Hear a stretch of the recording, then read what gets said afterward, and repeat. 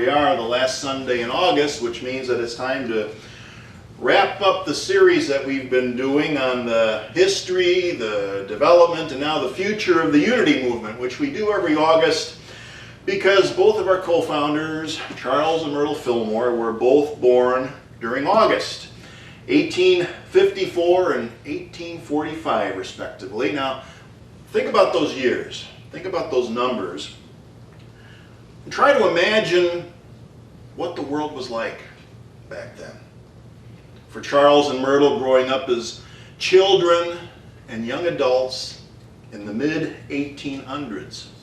Before the Civil War, slavery was common. It was legal. Women couldn't vote. In most states, they had no property rights. And of course, the major religious institutions of the day looked around and saw the way women were treated, saw the way African Americans were enslaved, saw the way that Native Americans were treated even, and they thought all of that was just fine. They even found justification in the Bible for oppressing women, people with dark-colored skin. And of course, on top of that, they tended to have kind of a negative message for the rest of us, right? They pictured human beings as being warped, depraved, we talked about this before, worthless sinners who had to be saved either from themselves or more likely from the devil. And anyone who wasn't a Christian was going to be condemned to eternal torture by this angry, wrathful, jealous God. Those were the kind of words that they used to describe God: wrathful, jealous. Well, the Fillmore saw that, and they wanted nothing to do with old-time religion.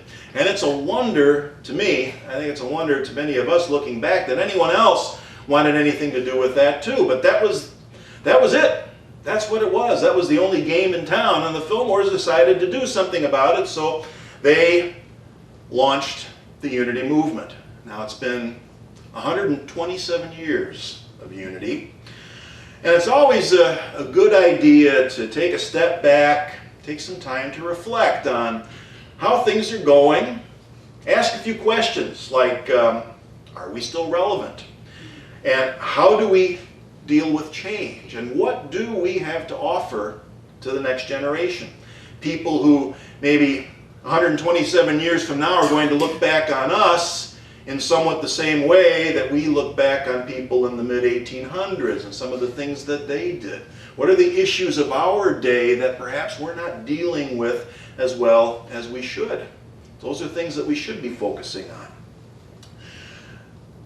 When Karen and I were studying at Unity Institute, we learned that there are 5 critical steps in the evolution of a spiritual idea. Now, I think it was Tom Thorpe that taught us that. I don't know if that was his original idea, but anyway, 5 critical steps in the evolution of a spiritual idea, which is really what Unity started out as, a spiritual idea. And these 5 stages of development, they all start with the letter M. So we call them the 5 M's, all right? And here they are. Starts out with a messenger who has a message, and if things go well, it turns into a movement. After that, it can become a machine, and after that, it can become a monument, all right? We're going to unpack that a little bit here. And as you probably guessed, the Fillmores were indeed the messengers. And they had this message that was really the opposite of negative religion in their day, looking at God as impersonal, as principle, as the only enduring power with no opposite. And then, if the time is right, the message catches on. People get energized.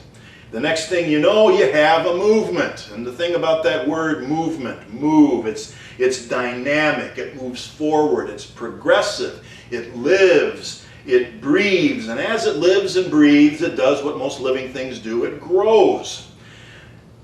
And also a movement at its best should examine and re-examine the message to prove that it still works, and to find maybe better ways to communicate it, to tweak it, to bring it up to date. Now, sometimes this movement grows to the point where the organization needs to become a little more complex. And this is the danger zone, that zone between movement and machine.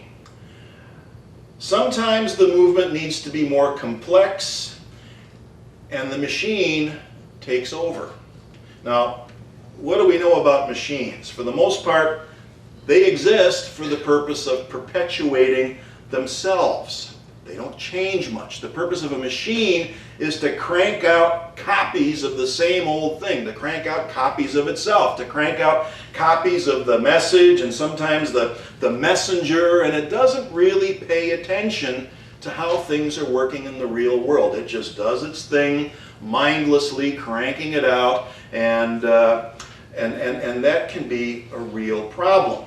Now, a certain amount of that is okay up to a point. You need a certain amount of organization, but you don't want the machine to become a substitute for the movement. Structure and organization is great. If it goes too far and if the machine takes over completely, then you get to stage 5. Your movement has become a monument. And where is it that we see monuments? In a graveyard, right? It's dead, Jim.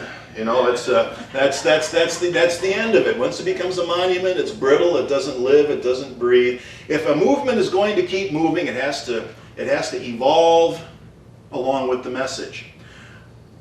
I want unity to continue to be a movement, and the reason that's so important is because every year we see more and more evidence that organized religion in the United States is rapidly becoming a monument.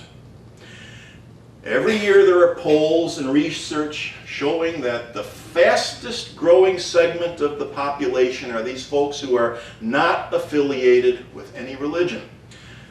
They're sometimes called nuns, N-O-N-E-S. Nuns, have you heard that? Or the unaffiliated, or sometimes they're called spiritual but not religious, all these different ways of labeling them. In just 7 years, 2007 to 2014, they've gone from 37 million to 57 million. That's fast. That is rapid growth. And just this last Tuesday, the organization that does this research, they released the results of another survey where they wanted to go to these unaffiliated folks and they were going to invite them to explain in their own words why they were no longer affiliated with any kind of an organized religion. What had happened? Why did they decide to join the ranks of the unaffiliated? And here's just a few of their responses. One of the most common responses was that, and this is probably more true of those who were raised in a very fundamentalist, creationist type religion, but they go to college and they learn about evolution, and that does it for them. They go to college, they learn about evolution, they lose their faith. Education has a way of doing that. Education has a way of doing that. Others say that they saw too many Christians doing un-Christian things. Nothing we didn't already know, right? Hypocrisy is a big turnoff. Another response is that there's no scientific evidence of a creator God. I think you get the picture here of the kind of things that were turning people off. The unaffiliated, they're running from the type of religion that has remained stuck in pre-rational and pre-scientific worldviews. That's what they're running away from. They're running away from the judgmental and moralizing type of religion that expects the rest of the country to conform to their beliefs on things like same-sex marriage, contraception, abortion, the role of women in society, and things like that. They're running away from the religions that still preach what is called theism. Theism, that's the belief that one God created and rules the universe, and in theism, this God is an entity, a being with human-like qualities, often including a gender, which is usually male. And this God, this theistic God, can be persuaded to intervene in the world, interrupt the natural order, and do things that violate the laws of physics. One example from the Bible, the book of Joshua.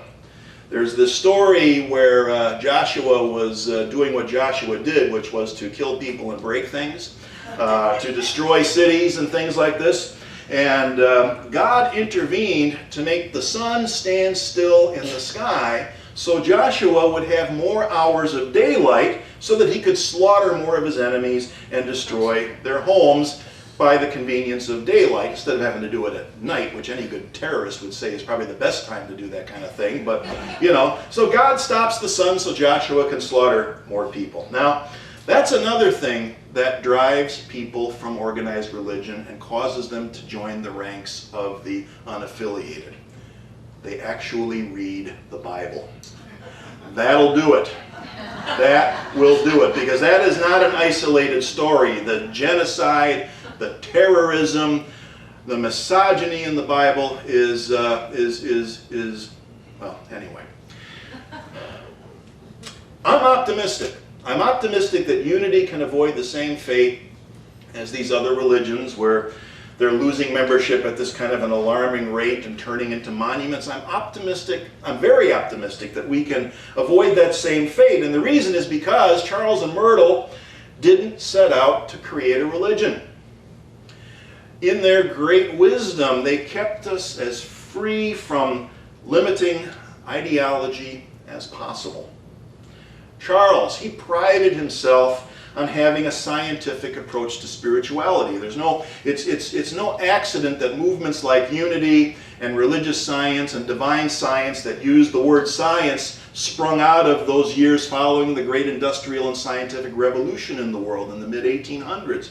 Charles prided himself on having a scientific approach to spirituality. When it comes to physics or metaphysics, Charles basically said, hey, if you can't prove it, you don't have to believe it. I think that's probably why he started the Unity movement in Missouri, because we all know what the motto of Missouri is, right? They call it the show me state. Charles said, show me first, and then I'll believe it. If new evidence comes along that disproves an old idea, let it go and follow the evidence. In fact, science, some people get the idea that science is an ideology. It's not. It's a process. It's a process of testing new ideas, retesting old ideas, observing, gathering evidence, and trying to be as objective as possible. And if new information comes along that improves our understanding, we change our understanding. Now, the Fillmores, in their role as messengers, were never judgmental and never engaged in moralizing.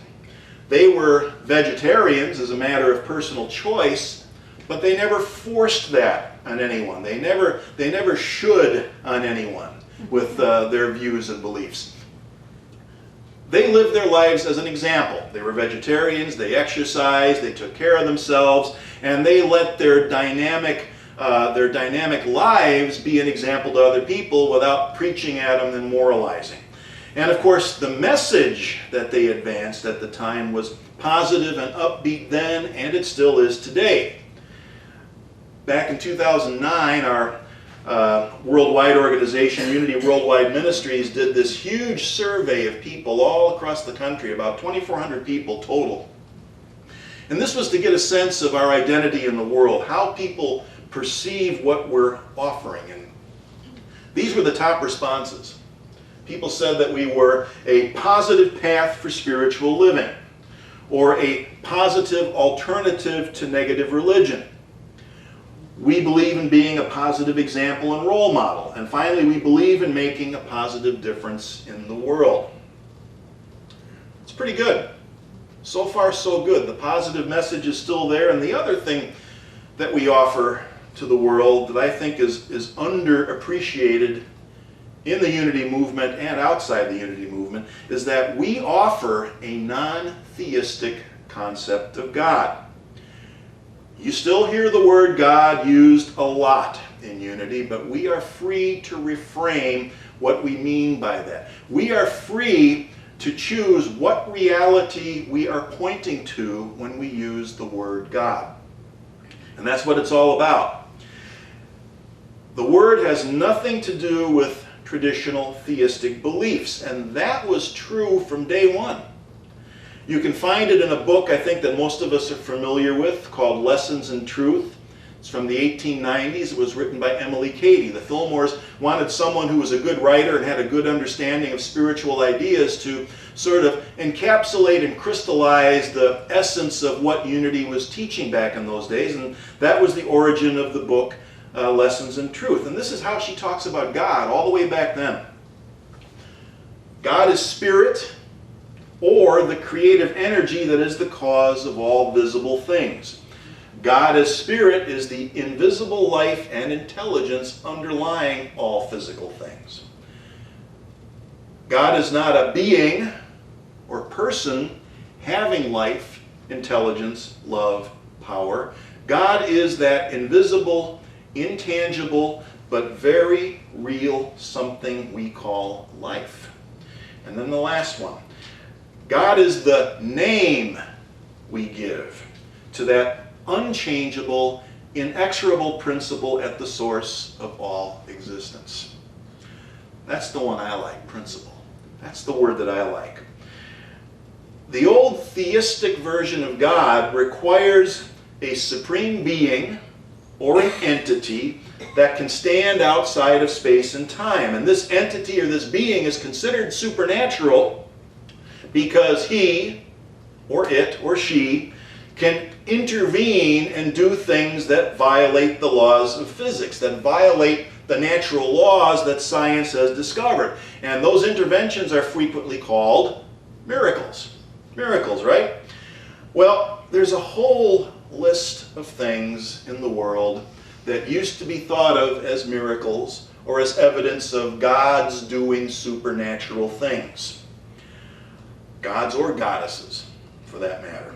Things like thunder, lightning, earthquakes, volcanoes, eclipses, the sun and the stars moving in the heavens, and the list goes on and on. And does anyone today still think that those things are miracles in the sense that they're supernatural in origin?